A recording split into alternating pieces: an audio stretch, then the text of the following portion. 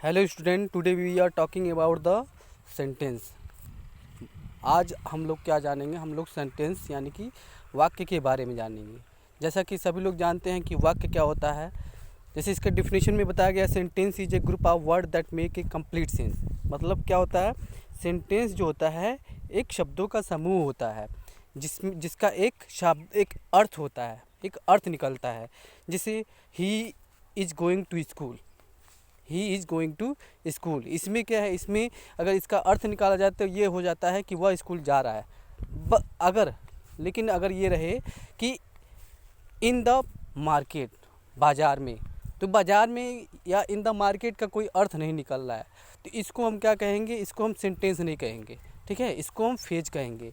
लेकिन जिस शब्दों के समूह से जो है अर्थ निकले उसको हम सेंटेंस कहते हैं। तो आज हम इसके वाक्य के बारे में जान लेते हैं, इसके कितने प्रकार होते हैं।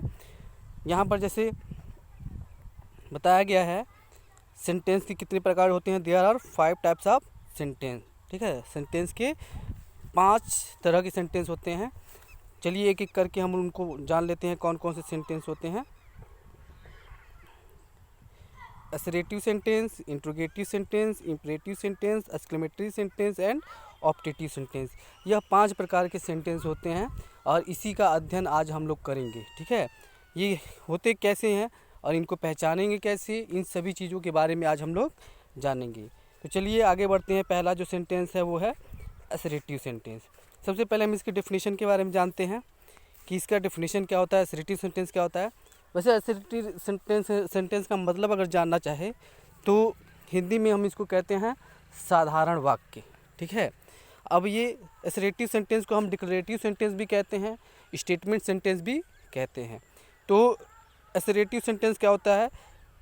ए sentence which makes a statement और assertion is called an assertive sentence. मतलब क्या होता है कि जब भी कोई वाक्य, ठीक है, जब भी कोई वाक्य एक कथन का निर्माण करता है, ये स्टेटमेंट का मेक से स्टेटमेंट यानी कि कथन का निर्माण करता है, तो उसको हम क्या कहते हैं? असर्टिव सेंटेंस कहते हैं, ठीक है। और जो असर्टिव सेंटेंस होता है वो कितनी पार्ट्स में डिवाइड होता है? 2 पार्ट्स में होता है। कौन कौन सा? एक होता है अफर्मेटिव और दूसरा होता है निगेटिव, ठीक है। We can say it affirmative and negative sentence. जैसे यहाँ पर उदाहरण दिया गया है, for example my father is a doctor, ठीक है। ये हमारा जो है अफर्मेटिव या पॉजिटिव सेंटेंस होता है, ठीक है। ये असर्टिव का ही भाग है। और दूसरा जो दिया है महेश इज, यहाँ निगेटिव दिया, थोड़ा मिस्टेक हो गया है, तो महेश इज नॉट रनिंग, ठीक है। तो महेश इज नॉट रनिंग यानी कि ये निगेटिव सेंटेंस है। He does not read well, ये भी एक हमारा निगेटिव सेंटेंस है। चलिए आप लोगों को समझ में आ ही गया होगा कि स्टेटमेंट सेंटेंस क्या होता है। स्टेटमेंट सेंटेंस वो होता है जिसमें किसी भी कथन को एक सामान्य तरीके से कहा जाता है। जैसे कि he is going to school, Ravi plays cricket, यानी कि रवि क्रिकेट खेलता है, वह घर जा रहा है। ये सारे के सारे एक कथनात्मक होते हैं, कथन जिसमें होते हैं। और ये कथनात्मक सकारात्मक भी हो सकते हैं और नकारात्मक भी होते हैं, यानी कि अफर्मेटिव भी हो सकते हैं और निगेटिव भी हो सकते हैं। उम्मीद है ये आपको असर्टिव सेंटेंस समझ में आ गया होगा। अगला हम बात करेंगे इंट्रोगेटिव सेंटेंस का। इसके डेफिनेशन को देखा जाए तो लिखा हुआ है a sentence which expresses A question is called N interrogative sentence. मतलब कि वो वाक्य जिसमें क्या किया जाता है, जिसमें प्रश्नों को व्यक्त किया जाता है, ठीक है, जिसमें प्रश्न पूछे जाते हैं, वो हमारा हो जाता है इंट्रोगेटिव सेंटेंस। जैसे इसका पहचान क्या होता है? It always ends with question marks. ये हमेशा किससे ऑलवेज एंड्स, ये हमेशा जो है किससे ख़त्म होते हैं? ये क्वेश्चन मार्क से ख़त्म होते हैं। यहाँ पर उदाहरण भी दिया गया है, what do you want, where do you live, who teaches you English, when did Ram come. मतलब क्या है कि व्हाट डू यू वांट, यहाँ पर ये प्रश्न पूछा गया है, व्हाट डू यू वांट यानी कि आप क्या चाहते हैं, और इसके आखिरी में जो है क्या रखा गया है? क्वेश्चन मार्क रखा गया है। तो इसको आसानी से हम पहचान सकते हैं और इसमें प्रश्न पूछा जाता है।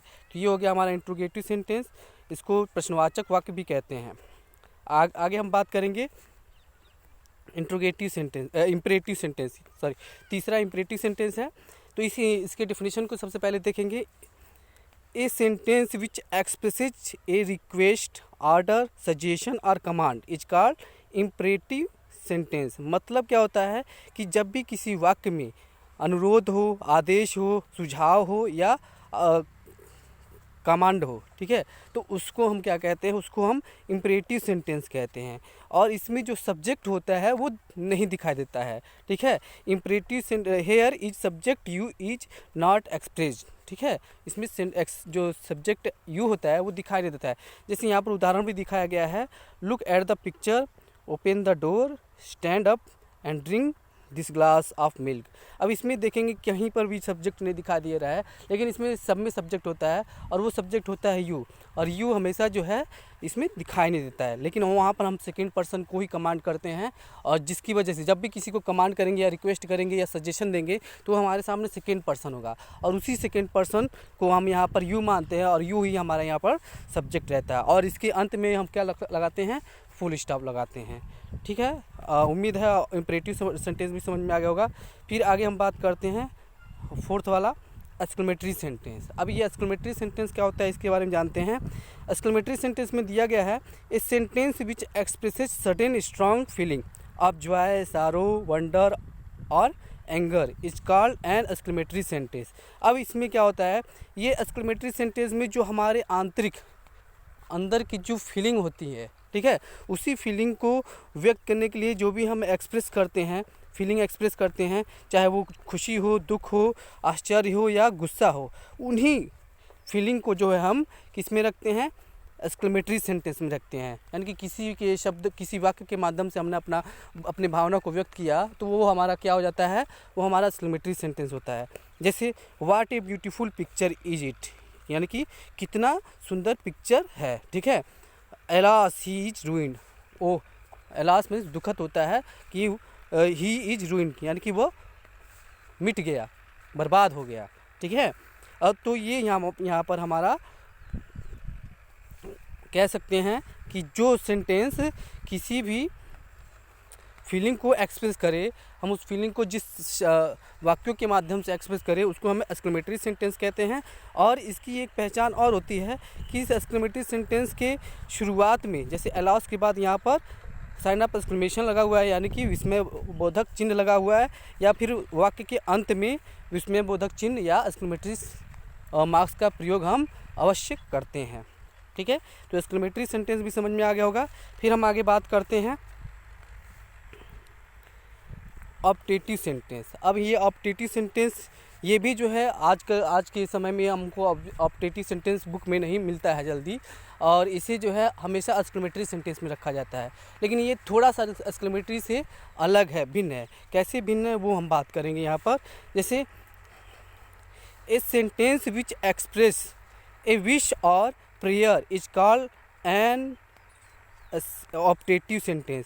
अब ये ऑप्टेटिव सेंटेंस में क्या होता है, ये इच्छा व्यक्त करता है। विश और प्रेयर यानी कि कोई भी हमारी इच्छा हो या प्रार्थना हो, उसको व्यक्त करने के लिए जिन वाक्यों का प्रयोग करते हैं वो हमारा ऑप्टेटिव सेंटेंस में आता है। और ये ऑप्टेटिव सेंटेंस को पहचानेंगे कैसे, ये हम हमेशा जो है किसी आदमी के बुरे या भले के लिए प्रयोग करते हैं इस ऑप्टेटिव सेंटेंस का। जैसे फॉर एग्जांपल यहाँ पर दिया गया है, मे यू लिव लॉन्ग, ठीक है, oh for a glass of cold water, ठीक है। ये दोनों सेंटेंस जो होते हैं, जैसे गो टू हेल, ठीक है, ये कॉमन सेंटेंस है जो अक्सर सभी लोग जानते हैं। Go to hell, may you live long, ये सारे सेंटेंस क्या होते हैं, इससे जो है आदमी की प्रार्थना व्यक्त होती है या उसकी इच्छा व्यक्त होती है। इन्हीं इच्छाओं और प्रार्थनाओं को व्यक्त करने के लिए हम ऑप्टेटिव सेंटेंस का प्रयोग करते हैं। तो उम्मीद है आप लोगों को ये ऑप्टेटिव सेंटेंस में समझ में आ गया होगा, और ऐसे ही आगे भी मैं बहुत सारे वीडियो लेते आऊँगा, और आप लोग इसको जाने, समझे, सीखें। और जहाँ भी प्रॉब्लम हो तो हमारे कमेंट बॉक्स में ज़रूर कमेंट करिए, ताकि हम आपको आगे भी अच्छी तरह से कोई नॉलेज देते रहे। इसके आगे हम फिर अगला टॉपिक डालेंगे, ठीक है। तब तक के लिए धन्यवाद, और हाँ, चैनल को सब्सक्राइब करना मत भूलिएगा। धन्यवाद।